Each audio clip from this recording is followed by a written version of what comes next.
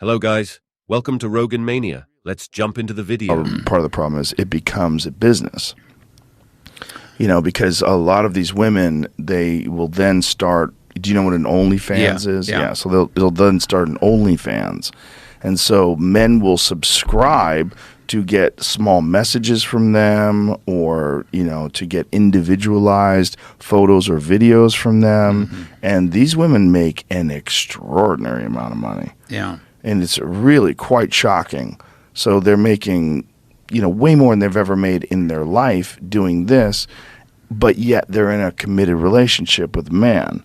And so the man has to deal with the fact that not only is his woman out there, like on display, but she's signaling that she's desiring better mates. Yeah.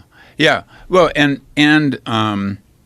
I think your point about some developmental issue is relevant. We do have empirical data on attachment styles. So basically, there are these, they call them 3 different attachment styles, which is an oversimplification, but securely attached. So, you know, do you tend to trust other people? You feel confident in a stable relationship.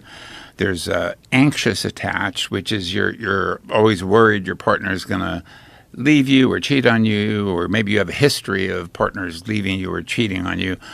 And then there's what's called ambivalent attachment style, where there are people, both men and women, who they don't really want an intimate romantic relationship. They kind of avoid, if someone gets too close, they kind of push them away. And in studies of infidelity, the securely attached have the lowest rates of infidelity, and my guess probably the lowest rates of these Instagram posts or OnlyFans vocations. Whereas, and then the second is the anxious attached, but the most is in terms of infidelity rate is the avoidant attachment style. And so women with that avoidant attachment style are also likely to be high on narcissism and probably engage in that behavior. And also, could you please explain avoidant attachment? Yeah. So these are people who don't like close, intimate relationships, and so they avoid them and try to be. If it gets too close, they push them away. They want to maintain their independence. And so even if they're married, there's this distance. There's always this pushing away of the other person and of intimacy, psychological intimacy with that other person. And so these are, women who are more likely to engage in short-term mating and more likely to have affairs if they're in a long-term mateship. Now, has there been studies done on those type of people? Is that because those women have experienced abusive relationships in the past and they're worried about being committed to someone because that person then starts to put restrictions on them and gets very jealous and very mean to them? It's a good question, and we don't know. So there's some speculation. So the dominant thinking, which I don't necessarily subscribe to, is that it really stems from the mother-infant attachment bond. So if you have like a mother or other parental figure who wasn't there for you, who was erratic and so you couldn't rely on them, then the notion is that the infant learners, they can't rely on other people, so they better do stuff by themselves or on their own. That makes sense. And the idea is that attachment style, which some claim gets fixed in infancy, then carries over into adulthood when you form romantic relations. And so the anxious or secure or ambivalent attachment style in infancy gets transported into adult. That's the theory anyway. Well, that completely makes sense. If your parents were never around, or they weren't reliable, or they're shitty to you, yeah. The reason that I just want to add a note of an asterisk by that is that, there is a correlation. They do find a correlation between the infant attachment style and the later adult attachment style, but parents are also contributing genes as well as environment.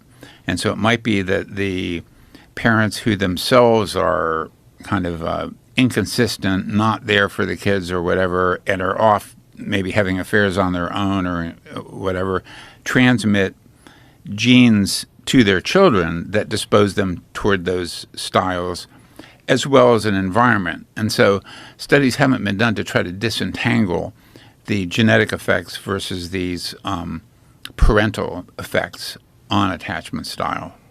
Interesting.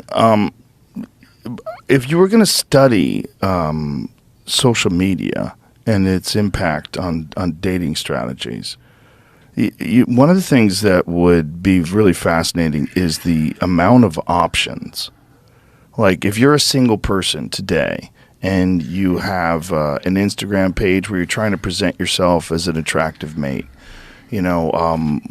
one of the weirder things today is manipulation, right? Like people are using filters and they're using these deceptive tactics that change the shape of their body, change the shape of their face, the tone of their skin. I mean, it's really pretty extraordinary when you see what can be done with these filters.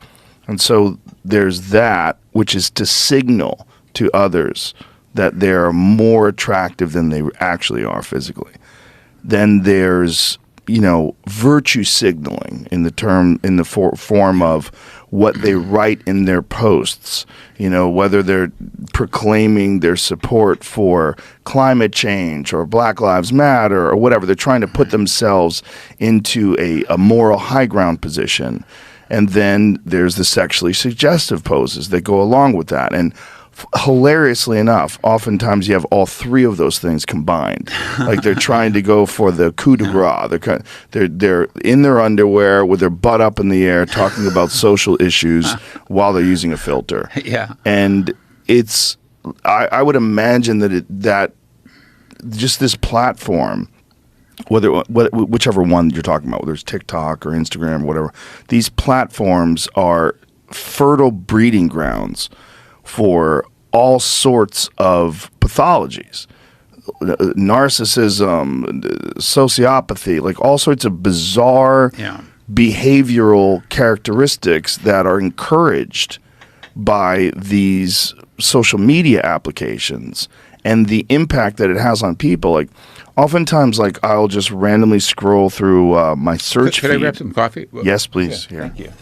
And I will find some person, just an average human being who, takes photos in their underwear, and they have 4 million followers, which is insane. Yeah. Like, that's a lot of people. That's never been achieved before.